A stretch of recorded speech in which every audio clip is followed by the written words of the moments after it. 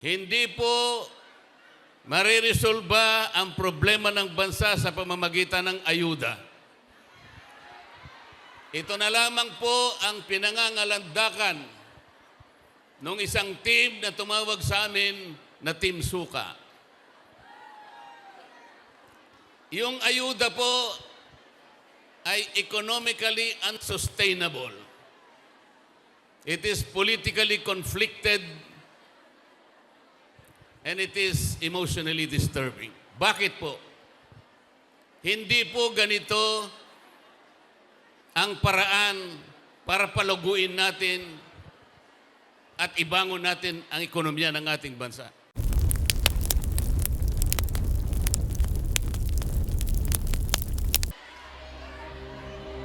Natupad po ba yung pangako?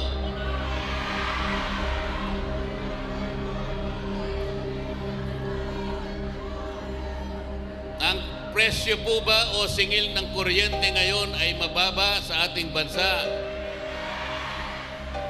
Ngunit ang pangako po ng batas kailangan po maidulot sa lahat ng Pilipino ang kuryente, serbisyo ng kuryente sa murang halaga. Yan po ang pangunahing layunin ng batas na ginawa 24 na taon na ang nakararaan. Hanggang ngayon, kabaligtaran po ang nangyari. Ang singil po ng kuryente sa ating bansa ngayon ay pinakamataas sa buong Asya. At ang nakakalungkot pa po habang kayo ay nandito, alam po namin kayong lahat ay nagsasakripisyo sa inyong pamilya. Isipin po ninyo, yung pananatili nyo sa ibang bansa, hindi nyo nakakapiling ang inyong mga anak at mga mahal sa buhay. Napakasakit po noon. Ngunit, nagsasakripisyo kayo sapagkat gusto ninyong kuminhawa ang kanilang buhay. Ganon din sana ang naisin ng bawat isa sa atin. Sana po'y makabalik kayo sa ating bansa na ang kondisyon ay hindi na ganito. Sapagkat pananagutan po ng Estado na pangalagaan ng lahat ng mamamayan. Ngunit ang nangyari po ngayon, ang katiwalian at korupsyon sa ating bansa ngayon ay lubog na ang ating bansa. Baka hindi po ninyo alam, halos 30% ng pera ng kabangbayan ay napupunta sa bulsa ng iilan. Ano po ang epekto nito sa atin ngayon? Lalong lumubha po ang kalagayan, kahirapan sa ating bansa. Bumagsak ang kalidad ng edukasyon.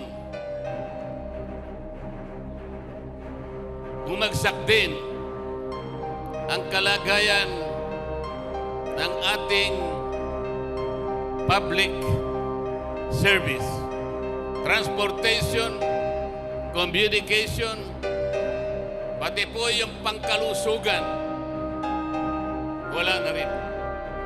Paano po ngayon at paano natin naasahan na kayo'y isang araw ay babalik sa ating bansa sa ganitong kalagayan? Kailangan po ay pagtulungan natin. Ang una po nating dapat gawin ay pakaingatan natin ang mga boto natin sa susunod na eleksyon. Malapit na po yan. Malapit na po yan. Nagsalita po yung mga kasama ko rito at humihiling sila ng inyong tulong na kaming lahat sana ay matulungan nyo na makarating sa Senado. Ito lamang po ang tanging paraan para sa ganon masolusyonan natin, marisolba natin ang napakalaking hamon at maraming problema ang kinakaharap ng ating bansa. Wala pong ibang paraan. Hindi po mariresolba ang problema ng bansa sa pamamagitan ng ayuda. Ito na lamang po ang pinangangalandakan ng isang team na tumawag sa amin na Team Suka. Yung ayuda po ay economically unsustainable. It is politically conflicted and it is emotionally disturbing. Bakit po? Hindi po ganito ang paraan para palaguin natin at ibangon natin ang ekonomiya ng ating bansa. Alam po ba ninyo kung pinagsama-sama natin ang lahat ng mga ayuda na binibigay sa ilan lamang nating mga kababayan, ito po ay aabot sa halos 200 bilyong piso. Pero hindi po nyo na itatanong ilan lamang ang nabibigyan. Hindi po lahat nabibigyan. Ang tansya po namin, 10% lamang ng mahihirap sa ating bansa ang nabibigyan. Sa makatwid, yung 200 billion na ayuda ay nasasayang lang. Kailangan po yun ay gamitin para palaguin, para pausbungin ang ekonomiya ng bansa sapagkat dito magmumula ang maraming kalakal, ang paggawaan, ang negosyo, at ito po ay mag-generate ng trabaho sa ating mga mamamayan. Dagdag na kita ang kailangan ng ating mamamayan. Yun po ang kailangan, hindi ayuda. Kaya ako lalapit po, sasabihin po ninyo ito, sa mga kababayan natin, sa mga kamag-anak ninyo sa ating bansa. Kapag sila ay may daladalang ayuda, tanggapin po ninyo, ngunit huwag kayong magpasalamat sapagkat ang ibibigay nilang ayuda sa mga kamag-anak nyo sa Maynila, yun po ay pera din ng bayan. Galing po sa ating buwis ang ibibigay sa kanila. Huwag po kayong magpasalamat, sabihin po ninyo sa mga kamag-anak ninyo. Ito po'y pera ng bayan na pinadaan lamang sa kanilang kamay para siguro ipaisip nila o ipagkunwari na akala mo galing sa kanilang bulsa. Hindi po. Sabihin po ninyo sa ating mga kababayan sa ating bansa, huwag po kayong masisilaw sa kislap ng konting salapi. Huwag ninyong ipagpapalit ang kinabukasan ng ating bansa. Huwag ninyong ipagpapalit ang dangal ng Pilipino. Yung 10,000 ibibigay nila, halimbawa, ang katapat po noon sa loob ng 6 na taon, 5 piso isang araw. 5 piso isang araw. Hindi po yan ang paraan para mabuhay ang ating mga mamamayan. Kawawa po sila, lalong-lalo na po kayong lahat na nandito. Tinutulungan po natin sila, ngunit hanggang kailan po ang pagtulong? Sa inyo't gusto ninyong umuwi rin at makapiling ninyo ang inyong mga mahal sa buhay. Dapat ang ating bansa maihanda natin, maitalaga natin sa mga kondisyon na kapag darating ang panahon na kayo'y uuwi, ang ating bansa naman ang gaganti sa magandang sakripisyong ginawa ninyo sa panahon ng inyong pananatili sa ibang bansa. Yun po ang dapat mangyari.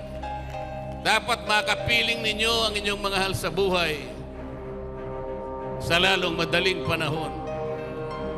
At sa pangangalaga ng isang bansa na nandun po lahat ang biyaya, kayang-kayang mabuhay ng marangal at disente ang ating mamamayan.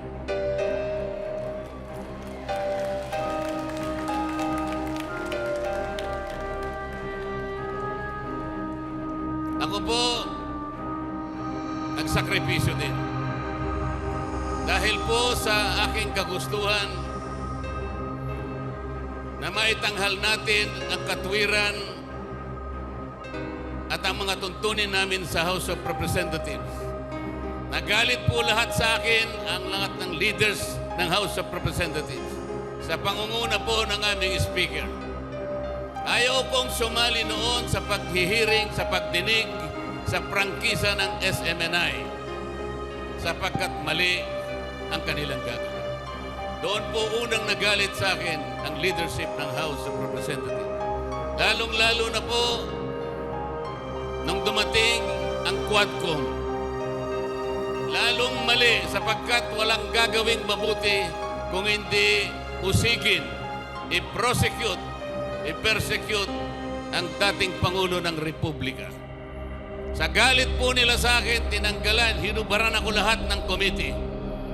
Pati po yung aking memberships sa Commission on Appointments, tinanggalan po ako lahat. Pati po ang allowances na dati binibigay po nila sa akin, tinanggal na rin po. At ang higit na nakalulungkot po, pati yung pinadadaan ng mga guarantee letters na pampagamot sa mga may sakit, pinris pa po nila. At sa palagay po nila ay mapaparusahan nila o hindi po. Ang pinarusahan po nila, mga kababayan natin gusto nating ipagamot at makabili ng gamot. Ganyan po ang klase ng namiminuno sa House of Representatives ngayon. Pagsamasamahin po ninyo yung boses ninyong lahat, pag isang tinig tayong lahat, ipaalam natin hanggang sa Tacloban kung sino yung tao na yon na may kinalaman sa pagpapahirap ng ating bansa. Katapos-tapusan, makikiusap kaming lahat. Sana po, lahat ng mga kasama ko po sa PDP Laban. Kahit na kami po'y pinaglihilang sa suka, pagtiyagaan nyo na po kami. Ngunit sinasabi namin sa inyong lahat, kaming lahat ay may asim. Hindi po kagaya ng kabila na hindi ko na alam kung ano ang amoy nilang lahat.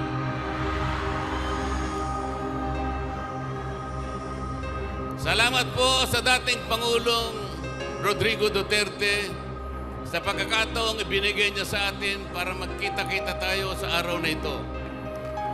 Isang makasaysayang araw po ito. Natatanawin kong malaking utang na loob sa aking buhay.